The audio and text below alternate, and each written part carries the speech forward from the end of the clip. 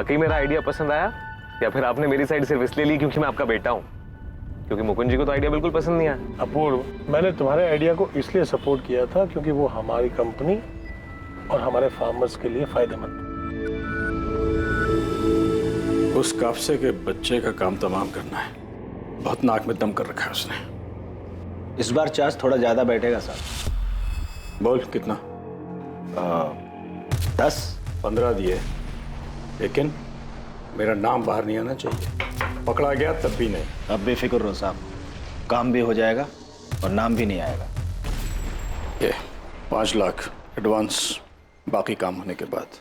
करना कब है? तुम तैयारी करो, डेट में बताता हूँ। यश सो जा बच्चा। क्या हो गया? सो जा नहीं।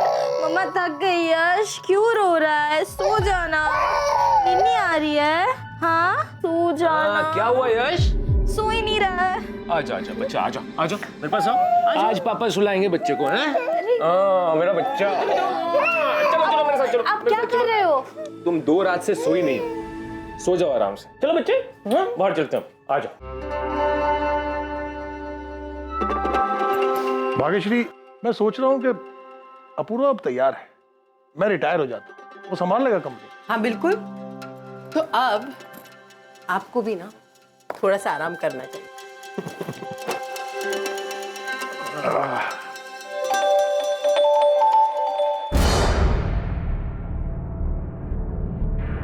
Good boy.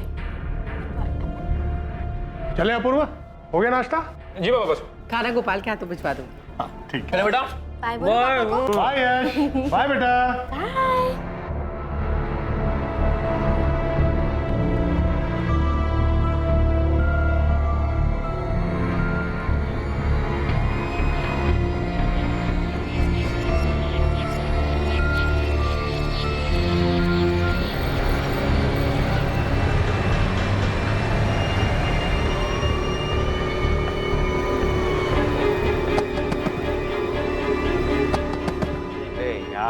बेटा, इनकी भी मजबूरी है बेटा। पापा ऐसे लोगों को ज्यादा बढ़ावा नहीं देना चाहिए। कोई बात नहीं। अब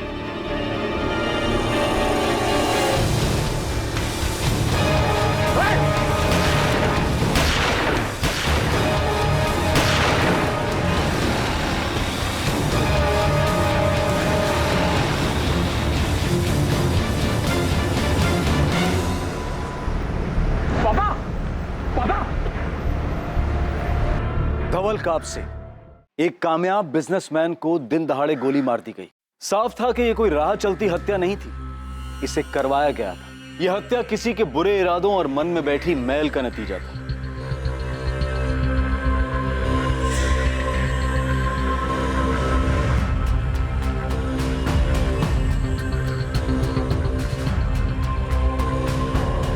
सर 4 गोलियां मारी गई है, पॉइंट ब्लैंक रेंज से। ज्यादा खून बह जाने से कार्डियक अरेस्ट हुआ और विक्टिम की मौके पर डेथ हो गई। जिस तरह से ये काम किया है, प्रोफेशनल किलर ही होगा, बचने का कोई चांस ही नहीं। चारों गोलियां लोकल मेड गन की लगती हैं सर। चारों गोलियां सीने में मारी गई हैं।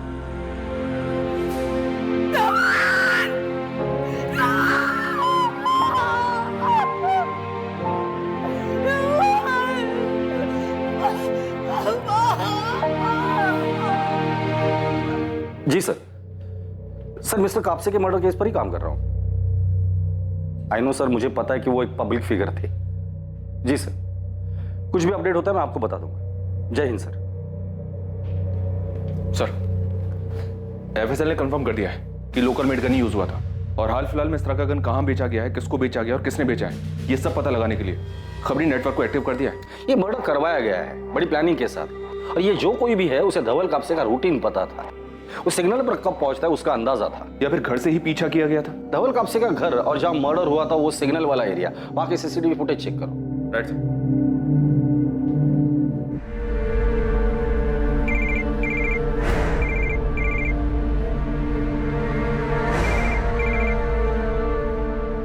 क्या हुआ?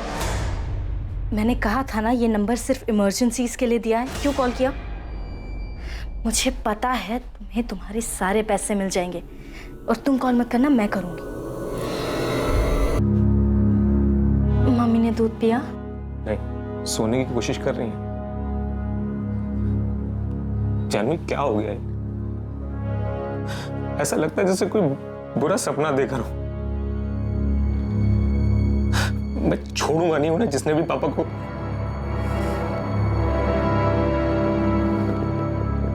उस भिखारी का चेहरा देखा था या हुलिया बता सकते हो?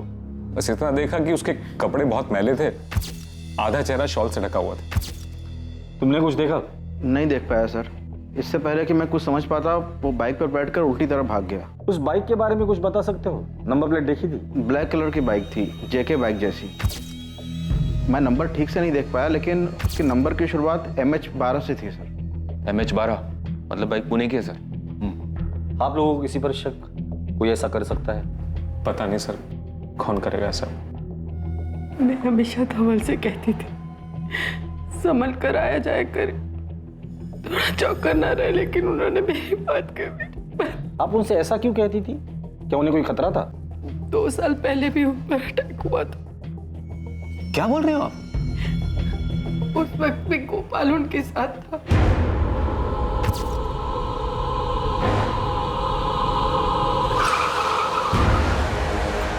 ये क्या हो रहा है?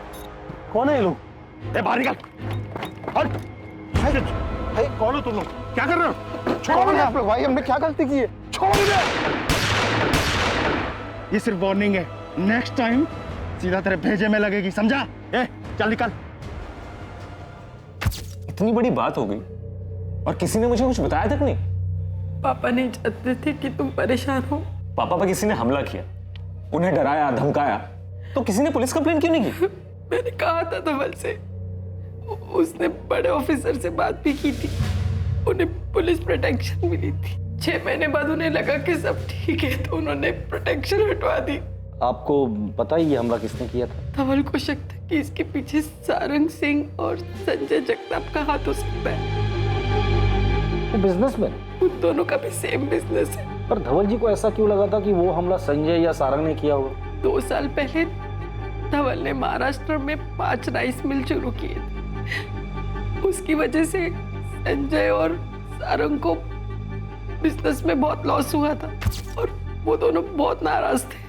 क्या धवल भाव, किसानों के लिए पहले ही आपने फर्टिलाइजर और मिट्टी के रेट मार्केट में कम कर रखे। आप तो अच्छा खासा कमा रहे हो, लेकिन हमारे बिजनेस में नुकसान हो रहा है। और अब ये 5 राइस मिल खोलने की क्या जरूरत थी? पैसा तुम्हारा है भाव, खोला तो खोला, और उन किसानों से इतना महंगा धान क्यों लेना? तुम्हारी वजह से कोई भी किसान अपनी फसल बेचने को तैयार नहीं है किसी और को। देखो, मैंने ये बिजनेस किसानों को सपोर्ट करने के लिए ही शुरू किया था। आज उनकी वजह से मेरा बिजनेस अच्छा चल रहा है, तो उन्होंने जो मुझे दिया वो मैं उन्हें वापस लौटा। लेकिन आपके दान धर्म से हमारे धंधे में नुकसान होता है, उसका क्या? हमारे लिए तो यही सही होगा कि तुम अपना बिजनेस प्लान बदलो, हमारा साथ दो, ना कि उन गरीब किसानों का। अगर मैं मना कर दूं तो? क्या तकलीफ है धवल भाव? हाँ, अगर आपको कुछ हो गया तो हमको भी फिक्र होगी। उस मीटिंग के बाद ही धवल को उन गुंडों ने धमकी दी थी, और इस बार धमकी को अंजाम दे दिया। सर, संजय और सारंग ने करवाया होगा, वो तो पहले से इतना चढ़े हुए थे। सर, हम लोग किसानों के लिए फ्री डिलीवरी सिस्टम शुरू करने वाले थे, और ये आइडिया हमारे बिजनेस को नहीं, पूरी इंडस्ट्री को बदल देता। तो क्या संजय और सारंग को आपके इस बिजनेस प्लान के बारे में पता था क्या? क्या आपने अपने इस प्लान को मार्केट में अनाउंस कर दिया? नहीं सर, अभी तक तो नहीं, लेकिन सर कोई तो है जिसने ये बात कंपनी में लीक की है। उस बोर्ड मीटिंग में जितने भी लोग शामिल थे, मुझे सबके डिटेल्स चाहिए।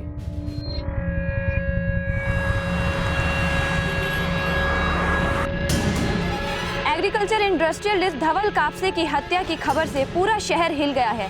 जब उनकी कार पुणे शहर के संगम नगर एरिया के ट्रैफिक सिग्नल पर खड़ी थी, तभी उन्हें दिन दहाड़े गोली मार दी गई। सूत्रों के हवाले से खबर आ रही है कि गोली मारने वाला भिखारी के वेश में आया था। क्राइम ब्रांच पर केस को जल्द से जल्द सॉल्व करने का प्रेशर है। हमारे सूत्रों के अनुसार कुछ संदिग्धों के नाम भी सामने आए हैं। दिन दहाड़े हुए इस हत्याकांड से प्रशासन भी सख्ते में है। क्राइम ब्रांच पर कातिल को पकड़ने के लिए और भी ज्यादा दबाव बढ़ गए। धवल कापसे की हत्या से पूरा राज्य शोक के माहौल में है। उनके ना रहने से किसानों को सबसे बड़ा नुकसान होगा, क्योंकि धवल कापसे किसानों के सबसे बड़े समर्थक और हिमायती थे।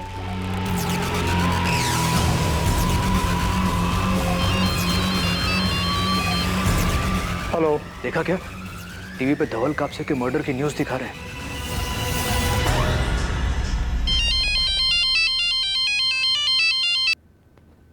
साहब, आपके फोन का इंतजार था। काम तो कल करना था ना। अब सब मुहूर्त तो निकाला नहीं था ना, फील्डिंग कर रहे थे, मौका मिला सो कर दिया। ठीक है, काम सफाई से हुआ है ना, मेरा नाम आना नहीं चाहिए। साहब बिल्कुल बेफिक्र रहिए आप। और साहब वो बैलेंस अमाउंट कल रात 9 बजे मिल वहीं पर। ठीक है।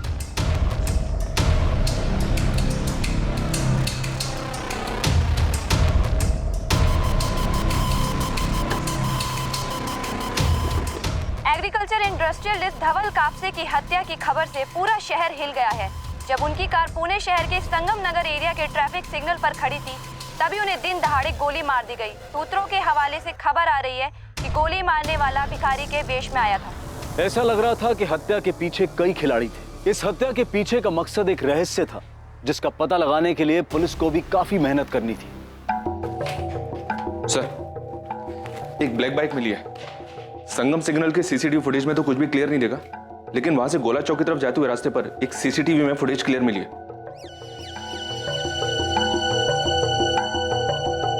यही बाइक है सर। अगर प्रोफेशनल किलर्स हैं तो नंबर प्लेट भी फर्जी होगा सर। धवल कापसे के बिजनेस राइवल संजय और सारंग बुलाकर लेकर उन्हें बात करके देखते हैं, पता तो चल जाएगा कौन कितने पानी में है। सलाम साहब। बोल गणेश, क्या खबर है? साहब वो गन सेलर जिसने गन बेची थी वो मिल गया है। नाम क्या उसका? लक्ष्मण खुरपे नाम है सर, यही शंभूवाड़ी में रहता है, घर से ही ऑपरेट करता है।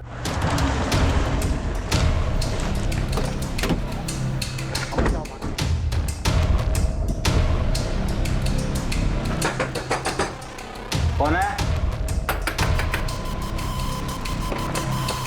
कैसे रहे साहब? तलाशी शुरू करके। साहब ये सब क्या किया मैं? ऐसे सारा घर क्यों छाने साहब? सामने सीधा आदमी है। 2 मिनट रुक जा, तब पता चल जाएगा।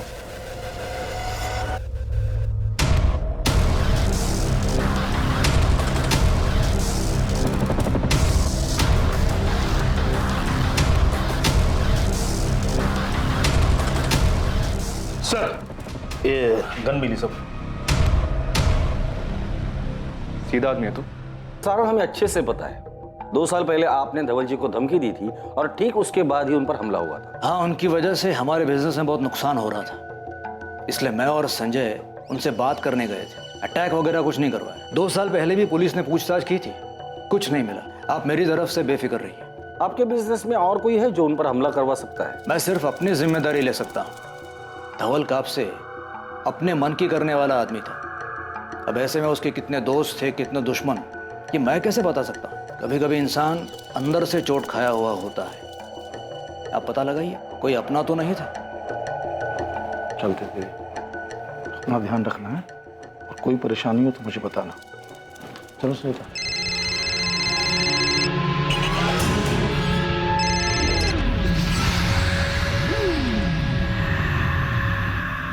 जा रहे हैं मामा जी? हाँ बेटा, ये दिल्ली की फ्लाइट है, कुछ काम है। कोई भी जरूरत हो तो मुझे फोन करना। चलो।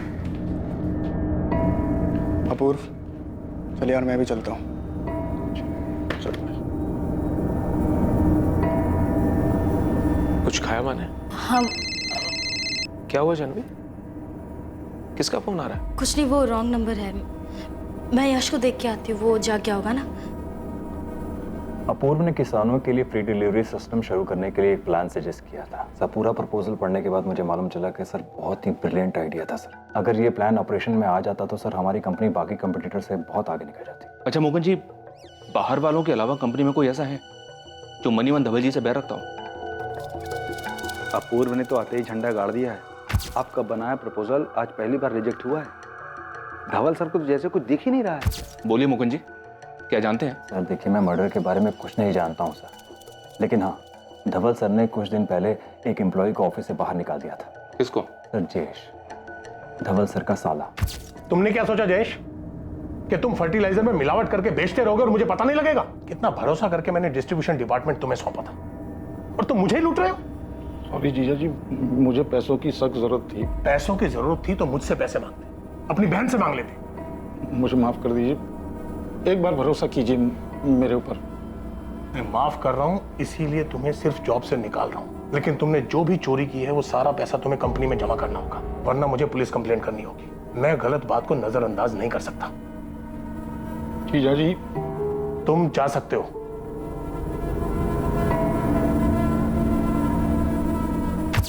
क्या धवल जी की वाइफ को इसके बारे में पता है? मुझे नहीं पता सर, लेकिन धवल सर ने मुझे बोला था कि मैं किसी को भी जयेश को निकाले जाने की वजह न बताऊं।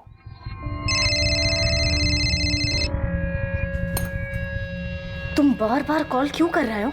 मैडम एक हफ्ता हो गया काम हुए, अभी तक पैसा नहीं मिला मुझे। हाँ तो बात को थोड़ा समझो ना, माहौल थोड़ा शांत होने दो। मैडम अब ये सोचना मेरा काम थोड़ी है, मुझे मेरे बाकी के पैसे चाहिए। तुम्हारे पैसे लेके मैं कहीं भाग नहीं जा रही हूँ, तो इसलिए शांत रहो, अपना मुंह बंद रखो और मुझे दोबारा कॉल मत करना, समझे? क्या हुआ? किसका फोन था? पंकज का। क्या बोला? उसे अपनी बैलेंस अमाउंट चाहिए, मैंने 3-4 दिन रुकने को कहा है। अब ये कोई नया बखेड़ा ना खड़ा कर दे। तुम टेंशन मत लो, मैं हूं ना, मैं संभाल लूंगी। हम दोनों के अलावा और भी लोग हैं जो धवल भाऊ की कंपनी की वजह से नुकसान में चल रहे हैं, तो ऐसे में दुश्मनी तो किसी की भी हो सकती है। पर आप दोनों के अलावा उन्हें धमकी देने और कोई नहीं गया था। हमारा उनसे मिलना एक कोइंसिडेंस था, उसके कुछ ही दिन बाद उन पर अटैक हो गया। अब जाहिर है उनको तो यही लगता है कि अटैक हमने करवाया, लेकिन कोई प्रूफ नहीं है, ना उनके पास था ना आपके पास है।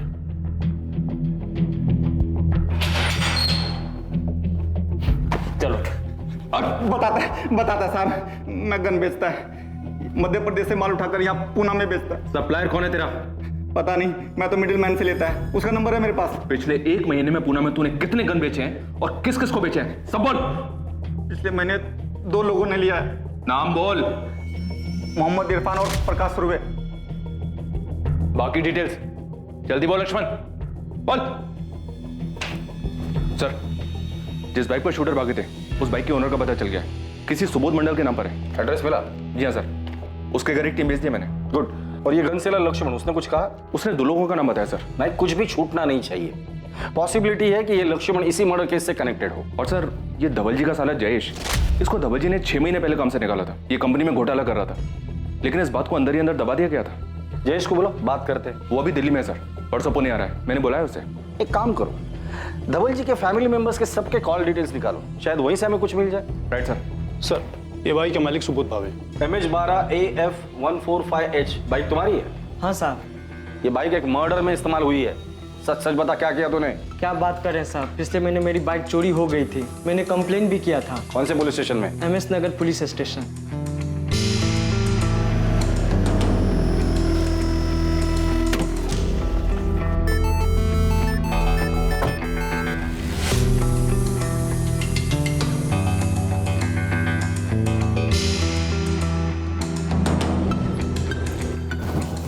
बता, गन किससे खरीदी तूने?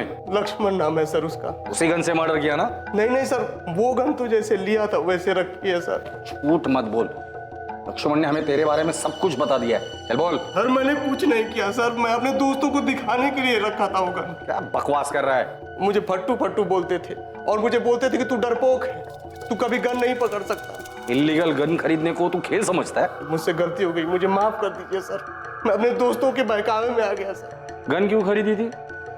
अब बेफिक्र रहो साहब, काम भी हो जाएगा और नाम भी नहीं आएगा। ये 5 लाख एडवांस। बता दे वरना मुंह खोलने के और भी तरीके आते हैं मुझे। साहब मुझे नहीं, मेरे दोस्त को चाहिए था, उसके बोलने पर ही मैंने लिया था, फिर बाद में उसने लेने से मना कर दिया। साहब अभी भी वो गन मेरे पास ही है। तो उसका नाम बोल, नंबर दे उसका। क्या सोच रहा है, किसका नाम बताओ? हाँ, या याद नहीं आ रहा है तुझे? दे परा, धवल कापसे को क्यों मारा, किसने सुपारी दी थी? कौन धवल कापसे? सर मैंने किसी को नहीं मारा सर। तो गन के अपने बारात में फायर करने के लिए खरीदा था? मैं परेशान हो गया था अपने हालात से, मजदूरी का काम कर करके इतना पसीना बहाने के बाद सिर्फ चिल्लर ही मिलता था, इसलिए मैंने गन खरीदा। सोचा कि बैंक लूट लेता हूं, कम से कम जिंदगी भर पैसों की तकलीफ तो नहीं होगी। साहब मैं सच बोल रहा हूं, मैंने किसी को नहीं मारा। आपको जो 6 गोली मिली थी ना मेरे घर पे, वो सब मैंने लक्ष्मण से खरीदा था, और सब वो सामान अभी भी वैसा का वैसा ही है, एक भी गोली नहीं चली उस बंदूक से।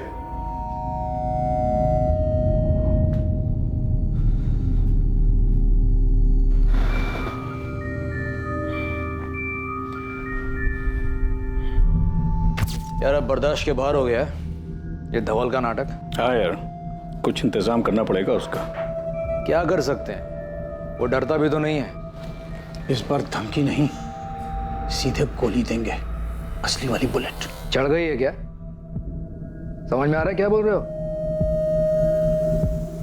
हम ऐसा कुछ नहीं करेंगे। मैं उसको डराने की बात कर रहा हूँ, जान से मारने के लिए नहीं। 2-4 गुंडों को हायर करेंगे और उनसे कहेंगे कि गोली धवल के कान के पास चलनी चाहिए।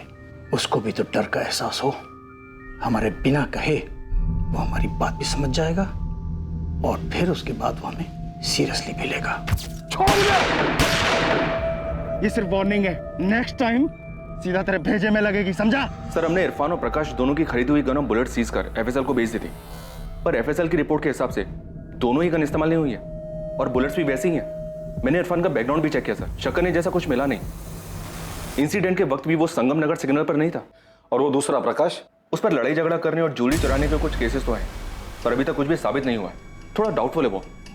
उसका कहना है कि इंसिडेंट के वक्त वो शीना नाम के किसी बंदी के साथ था। उसकी मोबाइल लोकेशन चेक की हमने, वो वाकई में क्राइम स्पॉट पर नहीं था। सारंग और संजय के खिलाफ कुछ मिला? अभी तक कुछ नहीं मिला सर, हम ढूंढ रहे हैं, शायद कुछ मिल जाए। ये सारंग और संजय इस मर्डर से जरूर कनेक्टेड है। 2 साल पहले जो हमला हुआ था वो एक कोइंसिडेंस नहीं था। अगला पिछला सब देखो, देखो ये सारंग और संजय इस लक्ष्मण से कनेक्टेड है या नहीं, या फिर उन दोनों से जिनकी हमने गन सीज की है। और सर वो बाइक वाला सुबोध, उसने वाकई में एमएस नगर पुलिस स्टेशन में कंप्लेंट दी है। बाइक चोरी की थी, इसलिए शायद इन्होंने नंबर प्लेट नहीं चेंज की थी। माना कि धवल पे अटैक को 2 साल हो गए हैं, लेकिन पुलिस खोद के सब डिटेल्स निकालेगी तो 2 साल बहुत होता है, कुछ मिलेगा नहीं उनको। लेकिन हमें सावधान तो होना ही पड़ेगा, पुलिस नजर रखेगी हम पे। अब क्या करें? हमें शांत रहना है, कुछ उल्टा सीधा नहीं करना है। बोल गणेश, क्या खबर है तेरे पास? बहुत बड़ी खबर है सर, मेरी टीम ने जमकर काम किया। खबर काम किया ना, तो इनाम भी पूरी टीम को मिलेगा। चल बता। सर सबसे पहली खबर, धवल का साला जयेश, वो घर का भेदी निकला। धवल के बिजनेस राइवल सारंग सिंह के यहाँ काम करता है। कब से? 5-6 महीने से कर रहा है। मतलब जब से धवल जी ने उसे काम से निकाला था उसके बाद से? हाँ, काप से एग्रो सोल्यूशन से निकाले जाने के बाद मैंने सारंग साहब के यहाँ ज्वाइन कर लिया था। ये बात तुम्हारे जीजा को पता थी? नहीं, जयेश नहीं चाहता था कि ये बात धवल भाव को मालूम हो। हाँ, चोरी करना तो उसकी आदत है, पर ये बात क्यों छुपाई? क्योंकि मैं अपनी बहन के घर का माहौल खराब नहीं करना चाहता था। मैंने मान लिया था कि मुझसे गलती हुई है और जीजा जी ने कहा था वो ये बात किसी को नहीं बताएंगे। उसके बाद मैंने सारंग सिंह के यहाँ ज्वाइन कर लिया और जीजा जी को नहीं बताया। मतलब तुम घर में घुसकर कंपनी की जासूसी कर रहे थे, पर धवल जी को तुम्हारे बुरे इरादों की कोई खबर नहीं थी और तुम चोरी छुपे इसका फायदा सारंग को देते रहे। हाँ, जयेश ने मुझे कुछ अंदर की बातें बताई और मेरी कंपनी को फायदा हुआ। लेकिन ये धोखाधड़ी ज्यादा दिन नहीं चली। धवल जी को इसके बारे में पता चला तो उन्होंने बिजनेस में जासूसी करने का चार्ज लगाने की धमकी दी। आप लोग डर गए और उन्हें मार दिया। जयेश, तुमने फ्रॉड किया, उसके बाद तुम निकाले गए, फिर तुमने अपने जीजा के बिजनेस लेवल से हाथ मिलाया, तुम्हें तब भी चैन नहीं मिला, तो तुमने किस्सा ही खत्म कर दिया। आप भूल रहे हैं कि वो मेरे एक्स बॉस थे, लेकिन मेरी बहन के पति भी थे और मैं अपनी बहन से बहुत प्यार करता हूँ। सर अब दूसरी खबर, अपूर्व के जिगरी दोस्त उमेश की। वो भी किसी राइवल के यहाँ काम करता है? उससे भी बड़ी खबर है सर, ये संजय के दूर का रिश्तेदार है। मतलब यहाँ भी राइवल कनेक्शन? सर मेरे को तो लगता है ना, इन दोनों ने मिलकर कांड किया है। सर संजय जगताप मेरे मामा लगते हैं, वो मेरी माँ के चचेरे भाई हैं। मेरी फैमिली उनके क्लोज है सर, मैं नहीं हूँ। झूठ मत बोलो उमेश, हम अच्छी तरह से जानते हैं कि संजय ने बिजनेस सेट करने में तुम्हारी काफी हेल्प की है या नहीं? हाँ सर की है। और तुम ये एहसान चुकाने के लिए धवल जी की इंफॉर्मेशन देते थे उसे? नहीं सर, ऐसा बिल्कुल नहीं है सर। अपूर्व बचपन से मेरा बेस्ट फ्रेंड है, उसकी फैमिली मुझे अपनी फैमिली जैसी लगती है। और संजय मामा ने जो किया वो एहसान नहीं, मदद थी, दान नहीं, लोन दिया था उन्होंने, जिसकी इंस्टॉलमेंट मैं आज भी दे रहा हूँ सर। अगर उन्होंने इसके बदले में ऐसा कुछ करने के लिए मेरे को बोला भी होता तब भी मैं 1 मिनट के लिए इस बारे में नहीं सोचता सर। उमेश से मैं कभी ऐसा कुछ नहीं कहूँगा। उमेश अपूर्व के बचपन का दोस्त है। उमेश की फैमिली और मेरे बीच अच्छे रिलेशंस हैं, पर उमेश अपूर्व की फैमिली से ज्यादा क्लोज है। चलो मान लिया ये मर्डर आप लोगों ने प्लान नहीं किया था, लेकिन मैं अच्छे से जानता हूं 2 साल पहले जो हमला हुआ था वो आप लोगों ने ही करवाया था। हाँ, वो अटैक हम नहीं करवाया था, पर सिर्फ धमकाने के लिए। मर्डर करने का हमारा कोई इरादा नहीं था और ना ही उस मर्डर में हमारा कोई हाथ है। धवल जी के बिजनेस राइवल संजय और सारंग से हम लोगों ने पूछताछ की, अभी तक कुछ सामने नहीं है। सर अगर संजय और सारंग ने ये सब नहीं किया तो और कौन हो सकता है जो पापा को चोट पहुंचाने के बारे में सोच सकता है? आपके ऑफिस या रिलेटिव्स में कोई ऐसा है जिसके आप लोगों के साथ अनबन हुई हो और उस इंसान ने वो कड़वाहट अपने दिल में रखी हो। सर मैं दावे के साथ तो नहीं कह सकता, पर हमारी कंपनी के head of operation Mukund Patil, उन्हें मेरे काम करने से दिक्कत थी और पापा मुझे और मेरे आइडियाज को सपोर्ट करते हैं, तो शायद उन्हें उनसे भी दिक्कत हो गई। ये सच है, अपूर्व को काम की समझ नहीं है। अगर वो धवल सर का बेटा नहीं होता तो शायद इस कंपनी में उसे काम करने का मौका नहीं मिला होता। और आप ये भी सोचिए कि मुझे अगर प्रॉब्लम अपूर्व से थी तो मैं अपूर्व को मारता ना, धवल सर को नुकसान नहीं पहुंचाता। शायद आप मारना अपूर्व को ही चाहते थे, लेकिन गलती से धवल जी की मौत हो गई। झूठ है ये सब, ऐसा मैंने कुछ नहीं किया। अगर आपको ऐसा लगता है इन सबके पीछे मेरा हाथ है तो आप सबूत लाइए, मैं आपके पास खुद आ जाऊंगा जहां आप बोलेंगे। सर एक और खबर है, इन दोनों से ज्यादा बड़ी और ज्यादा चौंकाने वाली। क्या? सर आपने मेरे को बोला था कि कापसे फैमिली पर नजर रखो, मैंने रखी। धवल का बेटा अपूर्व अभी 6 महीना पहले 1 नंबर का सट्टेबाज था, सर के ऊपर बहुत बड़ा कर्जा था। और ये बात शायद किसी को अच्छी नहीं लगी। कहीं किसी ने अपूर्व का गुस्सा उसके पिता धवल कापसे के ऊपर तो नहीं निकाला, या फिर टारगेट अपूर्व था लेकिन मारे गए धवल कापसे। सर ये कापसे फैमिली तो बहुत कुछ दबा कर बैठी है। ये अपूर्व सट्टेबाज था, कर्जा है उस पर, और पता नहीं क्या क्या किया होगा। अपूर्व की बीवी जानवी वो भी बड़ी छुपी रुस्तम है। मतलब सर? कॉल रिकॉर्ड से पता चलता है कि जानवी पंकज मिश्रा नाम के गुंडे के लगातार कांटेक्ट में है। उसके बैंक डिटेल से पता चलता है कि जानवी ने अपने अकाउंट से पंकज मिश्रा की बीवी जूही के अकाउंट में 3 बार 2-2 लाख करके 6 लाख की पेमेंट की है। अजीब है सर, पंकज जैसे गुंडे के टच में है, किसी बात के पैसे देती है, वो भी ऐसे टेढ़े तरीके से। बुलाओ दोनों को, देखते हैं क्या कहानी सुनाते हैं।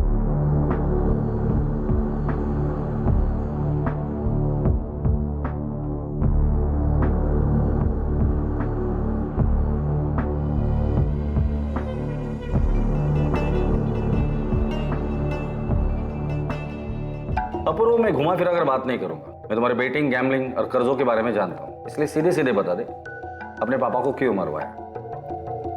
सर क्या बकवास सवाल है? तुम्हारी बीवी पंकज मिश्रा को पैसे देती है, पता है तुम्हें? आपको कैसे पता? मतलब तुम्हें पता है? हाँ मैं पंकज को जानता हूँ, पर मैंने उसे किसी और को किडनैप करने को कहा था। किडनैप? किसे किडनैप करवाया तूने?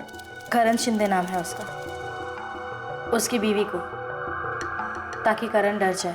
ये करण कौन है? कोई नाम का जर्नलिस्ट है, किसी लोकल न्यूज चैनल के लिए काम करता है। उसकी वाइफ को किडनैप क्यों करवाया? वो अपूर्व को ब्लैकमेल कर रहा था। क्या बोल रही हो तुम? ब्लैकमेल? किस बात के लिए? सर उसके पास मेरा एक वीडियो था एस्कॉर्ट गर्ल के साथ, और वो उसे ऑनलाइन करने की धमकी दे रहा था। मैंने बहुत मिन्नतें की सर उससे, पर वो मान ही नहीं रहा था। पैसे चाहिए थे सर उसे। तो पुलिस के पास क्यों नहीं गए? और मैटर खुद को ही सेटल करना था तो दे देते पैसे। सर मैं तैयार था, पर वो 10 करोड़ रुपए मांग रहा था। कहां से लाता सर 10 करोड़? और अगर दे भी देता तो उसका क्या भरोसा, डबल क्रॉस कर जाता तो उसे डराने के लिए तुमने गुंडे को हायर किया? हाँ सर, पंकज ने जर्नलिस्ट की वाइफ को किडनैप किया और जर्नलिस्ट को ब्लैकमेल करने लगा। मैंने अपने स्टिंग वीडियोस के सारे ओरिजिनल कॉपीज ले लिए। तुम्हारी बीवी भी इन्वॉल्व है? जिस आदमी ने करण की वाइफ को किडनैप किया वो मेरे मायके में ड्राइवर था। इस काम के लिए मैंने ही बात की थी उससे। तो मतलब अपूर्व एस्कॉर्ट्स के कांटेक्ट में है, ये बात तुम्हें पता थी? मैं जानती थी, नाराज थी और अपूर्व को छोड़ना भी चाहती थी, मगर फिर अपूर्व ने मुझसे वादा किया कि वो ये सारे गंदे काम, ये जुआ, दूसरी औरतें, ये सब छोड़ देगा। मैंने उसे माफ किया, बदलने का एक मौका दिया और वो बदला भी। मगर फिर 6 महीने बाद मुझे ये वीडियो मिला, किसी नाराज जर्नलिस्ट ने भेजा था। अपूर्व क्या है ये? क्या है ये? तुमने यश की कसम खाई थी कि तुम ये सब छोड़ चुके हो। अब तक अच्छाई का मुखौटा लगा के रखा था तुमने। जानवी मेरा यकीन करो, मैं सच में बदल गया। कैसे कर लूं तुम्हारा यकीन? जब ये देख रही हो तो कैसे करूं? ये वीडियो पहले की है, कोई इसे यूज करके मुझे ब्लैकमेल कर रहा है। तुम पहले ही मेरा विश्वास तोड़ चुके हो, क्यों करो यकीन मैं? जानवी तुम जानती हो मैं बदल चुका हूँ। पहले मुझे फर्क नहीं पड़ता था इन सब चीजों से, लेकिन अब फर्क पड़ता है। तुम और यश मेरे लिए मायने रखते हो, मैं तुम्हें और यश को नहीं खोना चाहता।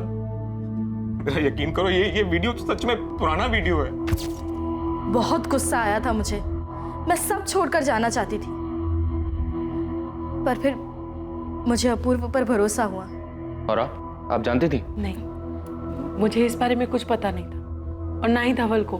सर अब ये तो जानती होंगी ना कि अपूर्व सट्टेबाज है? हाँ, जब हमें पता चला कि अपूर्व इन सब चीजों में पड़ा हुआ है तो हम सब बहुत हैरान थे। लेकिन अपूर्व सुधर गया है, वो सही रास्ते पर चल रहा है। ऐसे ही तो कोई सुधर नहीं जाता। अपूर्व कैसे सुधर गया? सर मुझे समझ आ रहा था कि मैं खुद अपनी जिंदगी बर्बाद कर रहा हूँ। घर में सबके सब मेरे लिए परेशान थे, लेकिन मेरी लत थी जो मेरा पीछा ही नहीं छोड़ रही थी। मैं कर्जे में डूबता चला जा रहा था। मैं नए पैसे उठाता पुरानी उधारी चुकाने के लिए, लेकिन वो पैसे भी डूब जाते और धीरे धीरे मुझ पे 5 करोड़ का कर्जा हो गया। और फिर एक दिन वही हुआ जिसका मुझे डर था। जिनसे मैंने उधार लिया था उन्होंने पापा को फोन कर दिया। 5 करोड़?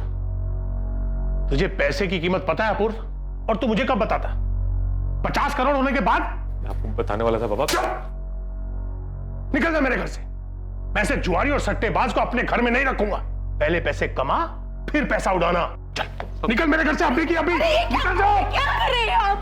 कहाँ जाएगा वो? बीवी है, बच्चा है उसका। जब ये गैम्बलिंग में पैसे लुटा रहा था तब नहीं सोचा उसने ये सब? पर वो कह रहा है ना कि गलती हो गई उससे। एक बार दूसरा मौका तो दीजिए उसे। ठीक है, 1 साल है इसके पास। इसका मतलब ये नहीं है कि मैं इसका कर्जा उतारूंगा। ये मेरे साथ ऑफिस चले, मेहनत करे और इंस्टॉलमेंट से अपना कर्जा चुकाए। अगर ये नहीं कर पाए तो चुपचाप इस घर से निकल जाए। सर मैं बहुत परेशान था। पापा ने मुझे आज तक डांटा तक नहीं था। मैंने सोचा कि अपनी लाइफ ऐसे ही बर्बाद करने से अच्छा है पापा के साथ काम करूं, और कुछ टाइम बाद फिर मैं अंदर से भी बदल गया। अपूर्व सच में बदल गया है सर। बस वो बदकिस्मत निकला कि उसका अतीत उसके आज के सामने आकर खड़ा हो गया। उस जर्नलिस्ट ने वो वीडियो भेजा जिससे छुटकारा पाने के लिए हमें पंकज की मदद लेनी पड़ी, और मैं उसी के पैसे चुका।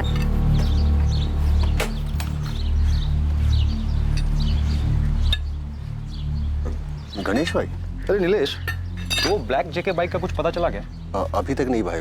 पुणे के सारे डीलर से बात हो चुकी है, पर किसी को पता नहीं उस बाइक के बारे में। पक्का? तूने तसल्ली कर ली हर जगह? हाँ भाई, एक काम करता हूँ, फिर से दोबारा से पूछ लेता हूँ लोगों से। देख ले, क्या पता तेरे से कुछ छूट गया हो। नीलेश एक बात बता, ये चोरी की गाड़ियाँ तो तेरे पास भी आती है ना?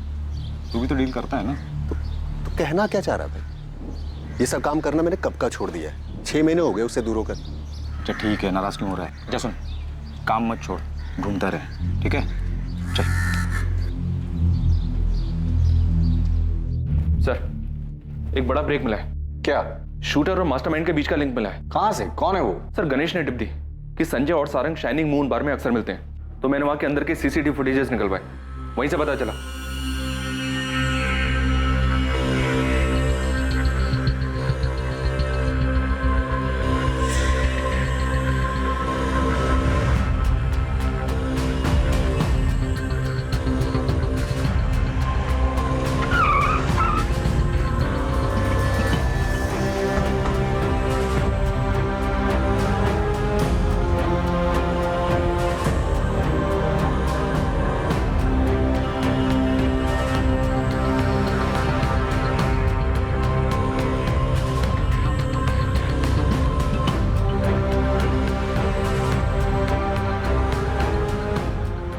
तुम्हें क्या लगा पुलिस तुम तक कभी नहीं पहुंच पाएगी? शाइनिंग मून बार का सीसीटीवी फुटेज है, तुम्हारी साइन की हुई रिसीट है, ये सबूत काफी है ये साबित करने के लिए इस मर्डर की प्लानिंग में तुम भी शामिल थे। हम ये भी जानते हैं कि गन पक्या ही लेकर आया था। अब भी तुम यही कहोगे कि धवल कापसे के मर्डर के बारे में तुम कुछ नहीं जानते? संजय तुम्हारा जेल जाना तो पक्का है, बस अपने मुंह से सच बोलोगे तो थोड़ी बहुत दया दिखा देंगे, वरना जेल में ऐसी जगह रखूंगा तुम्हें जहां खूंखार और खतरनाक कैदी रहते हैं। मैं बताता हूँ, सब बताता हूँ। मैंने ही पकिया को सुपारी दी थी, उसी ने धवल को मारा है। किस लिए? 5 सालों में जीना हराम कर दिया था उसने। बिजनेस में घाटे पर घाटा हुआ जा रहा था। बहुत समझाया पर वो हमारी एक नहीं सुन रहा था। सारंग भी शामिल था इसमें? नहीं सर, वो तो मर्डर का नाम सुन के ही डर गया। मैंने सोच लिया कि अब ये काम मुझे अकेले ही करना होगा। अब जेल में भी अकेले ही सड़ना।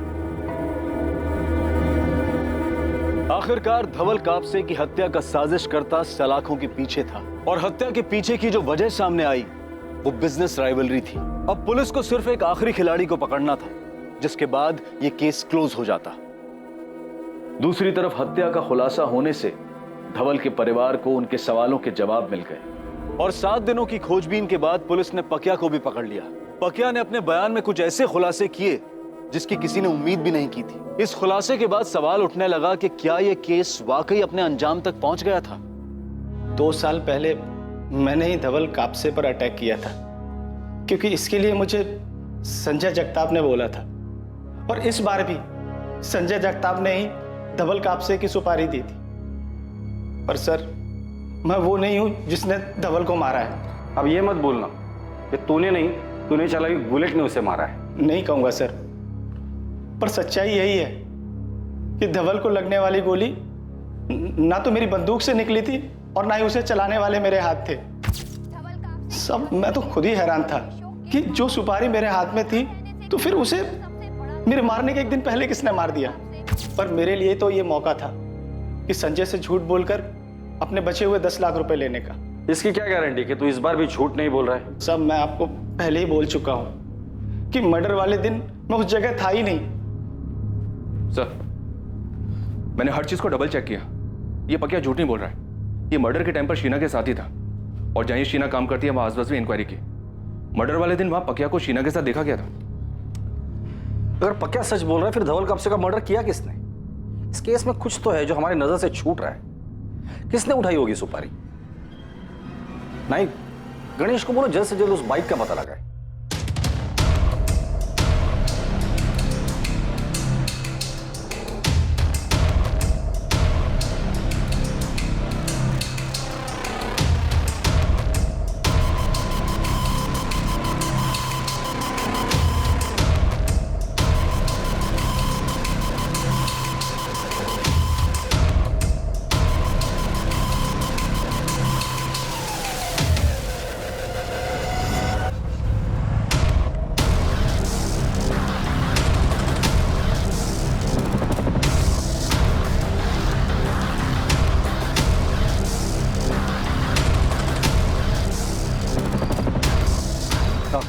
क्या रे, इतनी क्या खाई पड़ी तेरे को जो लगातार फोन कर रहा था? मुझे सही कीमत नहीं मिली साहब, सिर्फ 2 लाख मिली मुझे, जबकि आपने गगन को 20 लाख दिए थे। तो उसमें मैं क्या करूं?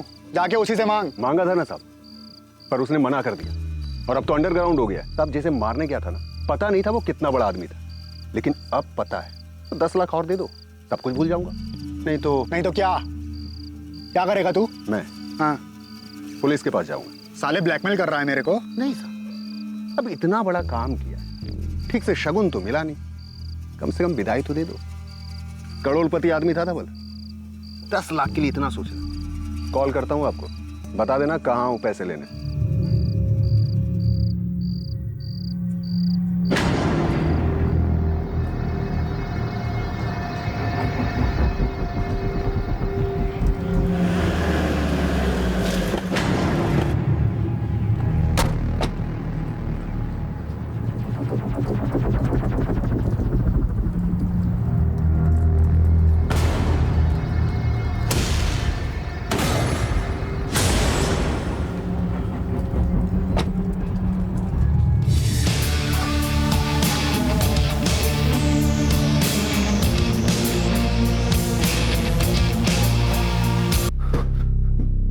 मैं उमेश को तो जानता ही नहीं साहब, गगन ने मुझे कांटेक्ट दिया था।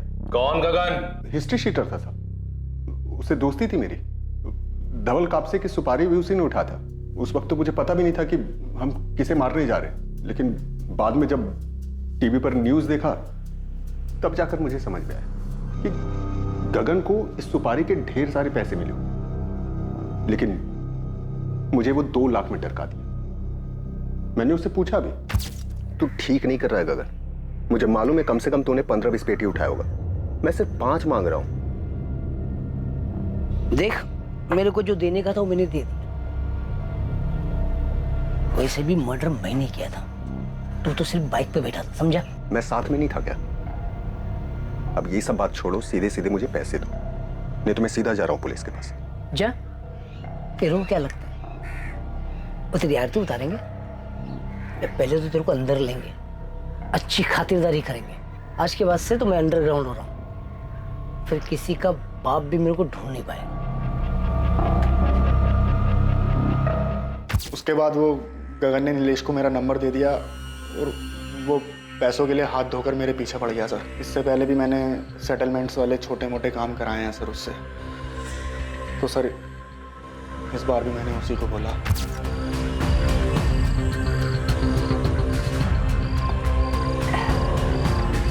क्या बात है? बड़े दिनों के बाद याद किया? क्या करें, काम ही कुछ ऐसा है। सेटलमेंट मर्डर करना है। हो जाएगा। किसका करना है?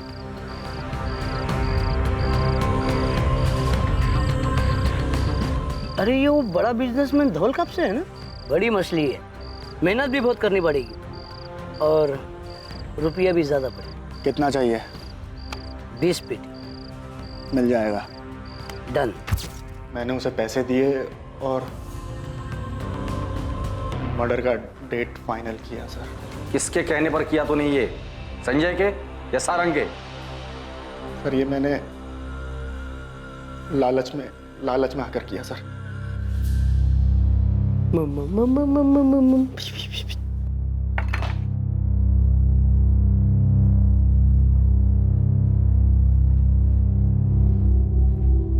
क्या हुआ इंस्पेक्टर साहब, कोई और भी पकड़ा गया क्या? हाँ, एक और शूटर, पर उन लोगों ने ये काम नहीं किया था।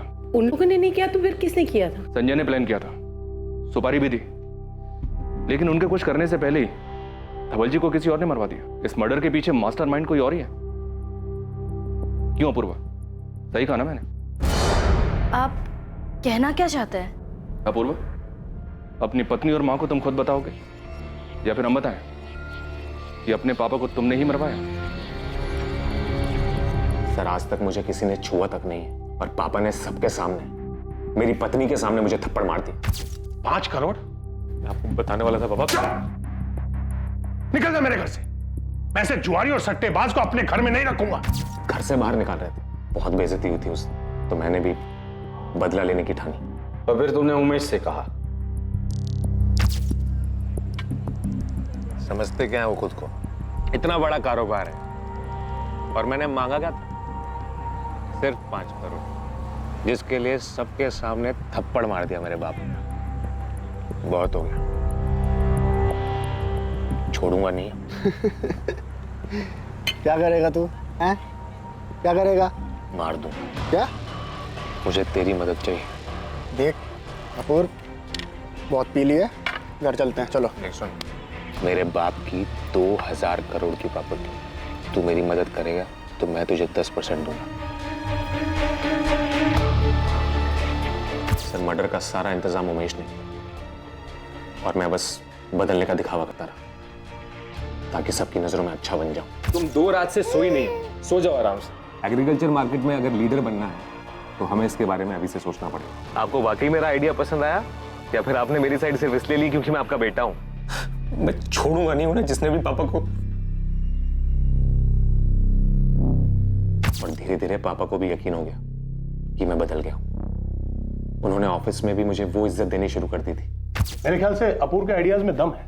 अपूर्व, मुझे अच्छा लगा कि तुमने कंपनी के सिद्धांतों को ध्यान में रखा और फिर मैंने मर्डर का डेट और टाइम डिसाइड किया और फिर सब प्लान के मुताबिक हुआ। तुमने अपने पापा को सिर्फ इसलिए मरवाया क्योंकि उन्होंने तुम्हें एक थप्पड़ मारा था? सर पापा चाहते तो मेरी मदद कर सकते थे। सर आज भी जिन लोगों से मैंने उधार लिया है मुझे धमकी देते हैं। सर पापा नहीं जानते थे कि कैसे लोग हैं ये। सर ये लोग चाहते तो मुझे मार भी सकते थे और वो भी सिर्फ 5 करोड़ रुपए के लिए, लेकिन पापा को कोई फर्क नहीं पड़ा। उनके लिए तो उनकी कंपनी सबसे ऊपर, उनके आदर्श सबसे ऊपर। अपूर्व, इतने क्रिमिनल्स देखे हम लोगों ने, पर तुम्हारे जैसे लोगों को देखकर हैरत होती है।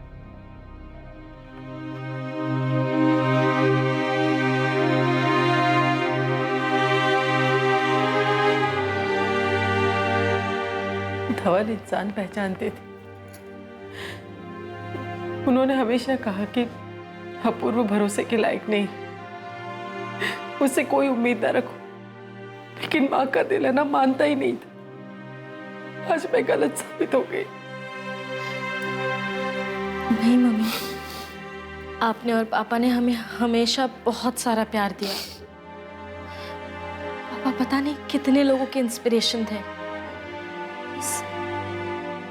उनका खुद का बेटा उनसे कुछ सीख नहीं पाया, इसमें आपकी गलती नहीं है, उसी की बदकिस्मती।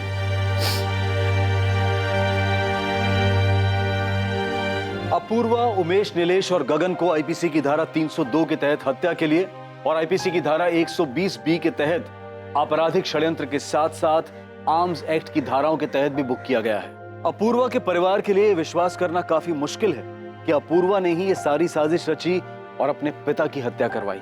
हमने असंभव को संभव होते सुना है, बुराई को अच्छाई में बदलते सुना है, लेकिन किसी चीज के लालच से इंसान में आया हुआ बदलाव अस्थिर होता है। किसी भी इंसान में बदलाव किसी चीज, वस्तु या लालच को पाने के इरादे से परे होना चाहिए। जब इंसान को खुद एहसास हो और उसे अंदर से बदलने की इच्छा हो, बदलाव तभी संभव है। सोमवार रात 10:30 बजे देखिए हमारा अगला एपिसोड। अब मैं अनूप सोनी आपसे विदा लेता हूं और याद रखें, क्राइम और आपके बीच में सिर्फ इतना फर्क है कि आप कितने सतर्क हैं। सतर्क रहें, सुरक्षित रहें। जय हिंद।